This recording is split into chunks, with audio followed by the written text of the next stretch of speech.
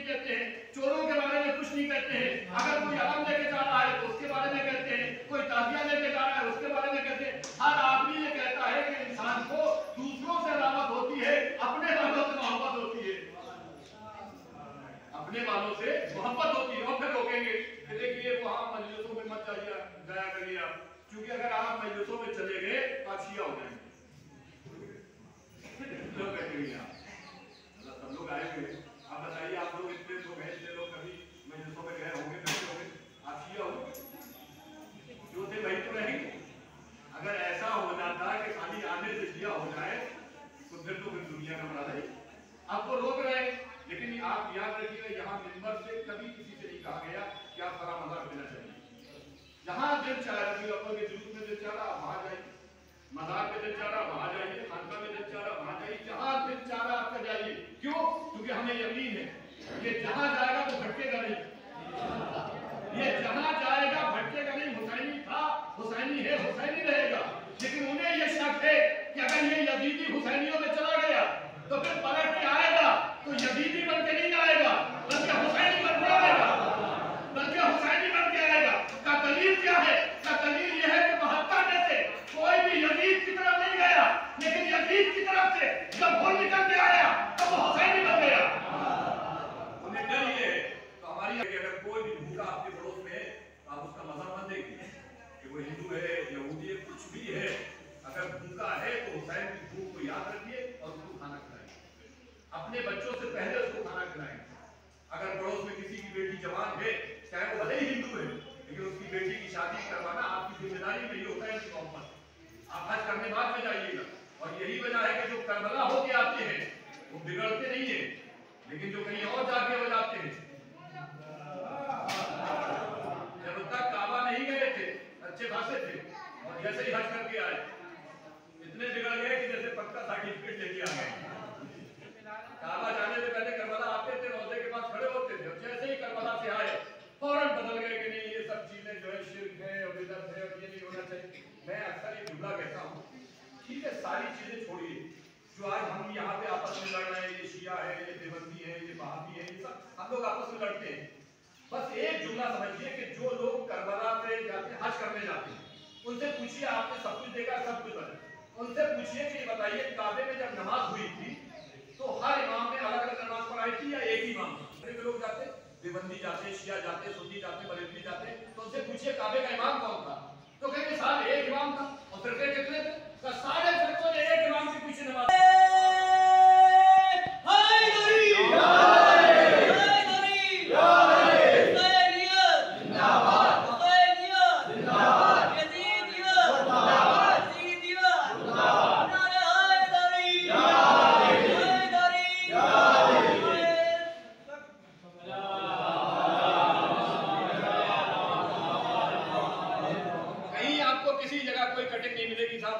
के पीछे नमाज पढ़ी, उनका निकाह टूट गया। और हजारों आपको वाकयात मिल जाएंगे। बरेली में एक साहब ने, मौलाना ने नमाज पढ़ा दी और उन्होंने कहा ये हमारे मसलक के नहीं थे, और 60-65 लोगों ने नमाज जनाजा, वो भी ये नमाज नहीं, नमाज जनाजा जो कोई भी पढ़ा सकता है, तो मौलाना ने नमाज जनाजा पढ़ा दी और पीछे जितने लोग थे उनका सबके निकाह टूट गए, सबकी नमाज पढ़ाई। अब बताइए काबे के अंदर एक इमाम के पीछे सब नमाज पढ़ रहे और यहाँ आके मस्जिद बांट रहे कि ये देवबंदियों की है, ये बरेलियों की है, ये उनकी है। अल्लाह एक है। और आज भी कहीं भी चले जाइए रुख आपका काबे की तरफ होगा, और वो काबा जिसमें अली की विलादत हुई है।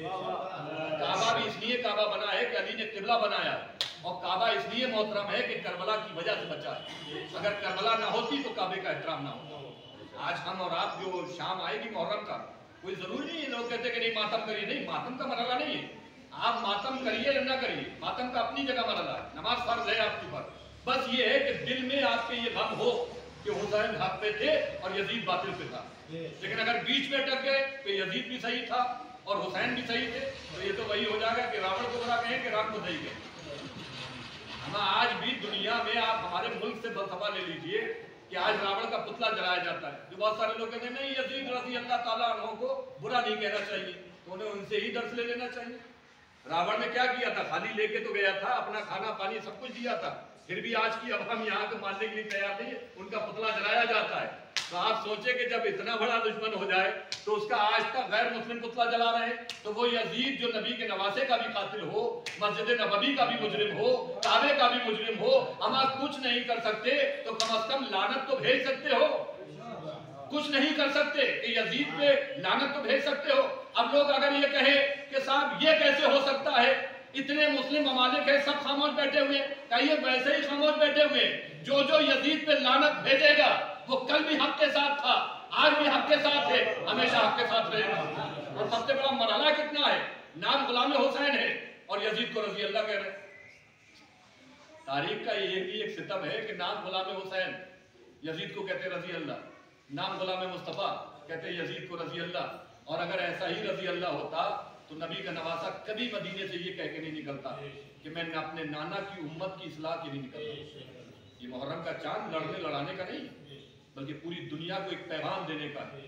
आज अगर आपकी माओ के सरों पे चादरें हैं तो हुसैन की वजह से, आपके सर पे ये जो टोपी है ये हुसैन की वजह से, आपके घर आबाद हैं तो हुसैन की वजह से। अगर घर में बैठ के आपको ये एहसास है ये मेरी माँ है, ये मेरी बहन है, तो समझिए आपके ऊपर इमाम हुसैन का एहसान है। और जिन बच्चों को ये तमीज नहीं है कि हमारी माँ कौन है, बहन कौन है, ये समझिए कि यजीदी है। इमाम हुसैन का पैगाम करबला में कितना बड़ा था कि दुनिया हम भूखे रहेंगे लेकिन दुनिया को भूखा नहीं रहने देंगे। आज आप देखें दुनिया में जहां भी लोग रहते हैं इमाम हुसैन की याद में करबला, जिस दिन आप हकीकी करबला जाएंगे तो आपको पता लगेगा कि करबला किसे कहते हैं। अभी तो आप सुन रहे हैं कि करबला करबला, लेकिन जिस दिन करबला जाएंगे तो उस दिन आपको एहसास होगा। एक बूढ़ी औरत का वाकया है, वो कहती है कि मैं सफर में करबला जब गई और जाने के बाद मैं काफिले से बिछड़ गई तो मैंने देखा कि मुझे बहुत तेज प्यास लगी है करबला में और कोई पानी पिलाने वाला नहीं है। तो मेरे दिल में ख्याल आया कि मौला आपकी करबला में आई हूँ और मुझे पानी पिलाने वाला नहीं। तो कहते हैं कि कुछ देर के बाद देखा कि एक सवार आया और उसने कहा कि जमीन पे एक गिलास पानी रखा हुआ है और कहा है ज़ईफा तुझे प्यास लगी, ये पानी पी ले। तो उसने सवार की तरफ देखा, क्या करबला है और तुम्हें इतना भी एहतराम नहीं कि पानी तो हाथ में उठा के दिया जाता है, पानी पिलाने का भी तरीका तुम्हें पता नहीं है। एक मतलब अपनी अबा को दोष से हटाया और कहा जिसके करबला में हाथ कट चुके हो वो हाथ। कौन था ये आका हुसैन। और आज भी आप समझिए आका हुसैन ने खुद कहा कि जब तुम मरोगे तो तुम्हारी सबसे पहली कब्र में हम आएंगे। यहाँ किसी की कोई कैद नहीं, देवबंदी, बस दिल में आका हुसैन का एहतराम होना चाहिए। आज अगर किसी माँ को पता चलता है कि मेरा वहाँ बाजार में लड़ाई होने वाली है तो माएँ बच्चों को भेजती नहीं, लेकिन जिस माँ को ये मालूम हो कि मेरा बच्चा 3 दिन का भूखा प्यासा करता है, शहीद कर दिया जाए। जब इमाम हुसैन की विलादत हुई है ना तो बीबी जहरा अपने हाथों पे लेके आई और हमारे आका मौला मुस्तफ़ा के सामने और कहा बाबा देखो मेरा बच्चा कितना हसीन है। तो आका ने मुंह मोड़ लिया, फिर दोबारा गई तो मुंह मोड़ लिया। जब देखा तो आका मुस्तफ़ा की आंखों से आंसू बह रहे थे। तो बीबी फातिमा ज़हरा ने हाथ जोड़ के कहा बाबा क्या मेरे हुसैन में कोई कमी है जो आप रो रहे हैं? मेरा हसन दुनिया में आया तो आपने सीने से लगाया, हसन को ज़बान चुसाई, बाबा मेरा हुसैन तो इतना खूबसूरत है। तो आका ने कहा नहीं मेरे लाल तुम्हारे हुसैन में कोई कमी नहीं है, बल्कि हुसैन के आने से पहले अभी जिब्रील अमीन आए थे और उन्होंने मुझे एक पैगाम दिया है कि हुसैन आका ये वो बच्चा है जो करबला में 3 दिन का भूखा और प्यासा शहीद कर दिया जाएगा। तो एक मतबा शहजादी फातिमा ज़हरा ने कहा बाबा जब मेरा हुसैन शहीद होगा तो आप रहेंगे? कहा नहीं मेरे लाल तुम भी नहीं रहोगे। नहीं मेरे लाल मैं नहीं रहूंगा। कहा बाबा क्या अली रहेंगे? कहा नहीं अली भी मौजूद नहीं होंगे। बाबा क्या इसका भाई हसन होगा? कहा मेरे लाल हसन भी नहीं होंगे।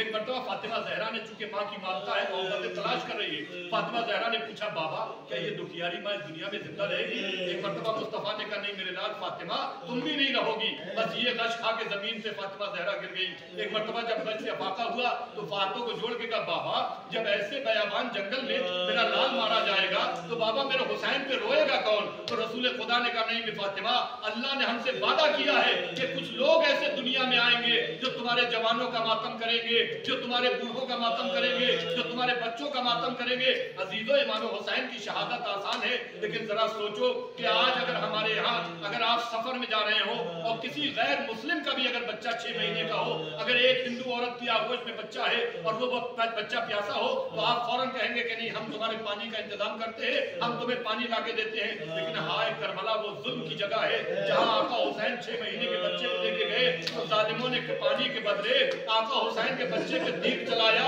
और जब वो तीर गले पे लगा तो हुसैन ने हाथों में खून लिया, आसमान की जानिब फेंकना चाहा, आवाज आई हुसैन कयामत तक एक बारिश का कतरा नहीं आएगा।